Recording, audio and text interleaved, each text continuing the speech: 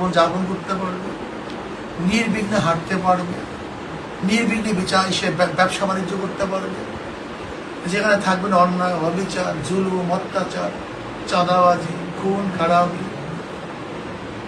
একটা মানুষের সমাজ আমরা চাই, যে সমাজের মধ্যে মুসলমান, হিন্দু, বৌদ্ধ, খ্রিস্টান, যে যেই ধর্মের হোক না কেন, যে যেই আদর্শের হোক না কেন, সে ধর্ম অনুযায়ী এবং আদর্শ অনুযায়ী সে পুরুষ হোক মহিলা হোক নিরাপদে জীবন যাপন করতে পারে এমন এক সমাজ আমরা চাই। আর সরকারকে অনুরোধ করবো, খাস করে ওসি সাহেব আসছেন, আপনি আমার চেয়ে অনেক বেশি অভিজ্ঞ। যে কোনো এক ঘটনা ঘটার পরে বাংলাদেশের মানুষ কয়েকদিন পর্যন্ত সোচ্চার থাকে, মিছিল করে, মিটিং করে, প্রশাসন গরম থাকে, বিচারকরা সতর্ক থাকে, কিন্তু যখন এটা পুরাণ হয়ে যায় সবাই ভুলে যায়, কোনো অবস্থিত থাকে।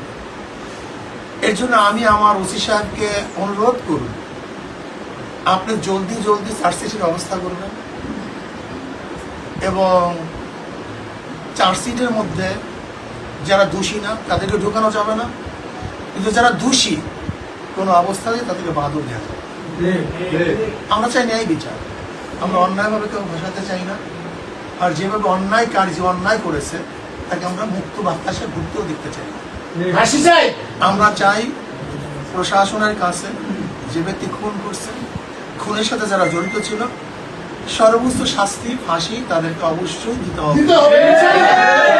আমরা সবাই চাই ইনশাআল্লাহ বুলবুল হত্যা এই বিচার বাংলাদেশের বুকে হবেই হবে ইনশাআল্লাহ। আর বুলবুল হত্যার বিচার যদি বাংলাদেশের সরকার করতে ব্যর্থ হয়, তাহলে সরকার কিভাবে বাংলাদেশের গদিতে থাকে বাংলাদেশের জনগণ তা দেখবে। কোন খুনিকে বাংলাদেশ সরকার দেখতে চায়। এই নারায়ণগঞ্জে বহুত খুন হয়েছে, 7 অর্ডারের আজ পর্যন্ত বিচার আমরা দেখিনি, এখন পর্যন্ত দেখিনি। কবে কতদিন আগের ঘটনা, কিন্তু এখন পর্যন্ত শোনা হয়নি। অথচ 7টা মানুষ মারা গেছে নারায়ণগঞ্জ। আজকে বুলবুলের ব্যাপারে আমি মনে করি এটা দ্রুত ট্রাইব্যুনালে নিয়ে দ্রুত বিচার আমরা চাই। এটি এমন লেন্দি বিচার চাই না যে বৎসরকে বৎসর, বৎসরের বৎসর যারা বাদী তারা প্রেশান হয়ে যাবে, হয়রান হয়ে যাবে, আবার যারা বিবাদী তারা ফাঁক ফুকুর থেকে বের হয়ে যাবে, এইটা আমরা চাই না। আর খাস করে বাচ্চা, এতিম বাচ্চা, এদের পাশে আমরা আছি। বুলবুলের সন্তানদের একটা ছোট মেয়ে, ছোট বাচ্চা, ওদের পাশে আমরা আছি, আমরা সবাই থাকবো ইনশাআল্লাহ। এই দুজন দোয়া করেন, আল্লাহ যেন ওদেরকে কবুল করেন। আপনি আল্লাহ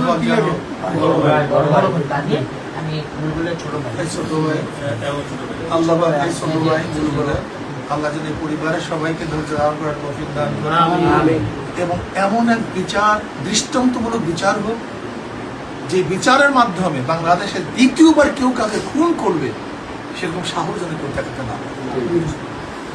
আর কয়েকদিন আগে যে এক পরিবারকে সারা হত্যা করেছে, আমরা চাই তাদের বিচার। এক কথা, বাংলাদেশে যে অবৈধ হত্যা, সমস্ত অবৈধ হত্যার বিচার আমরা চাই এবং আমরা নিরাপদে বাংলাদেশ থাকতে চাই। আল্লাহ আমাকে, আমাদের সবাইকে মিলেমিশে বাংলাদেশে নিরাপত্তার সাথে বসবাস করতে হবে। মরহুমের জন্য আমরা সবাই দোয়া করি। আল্লাহুম্মা আমিন।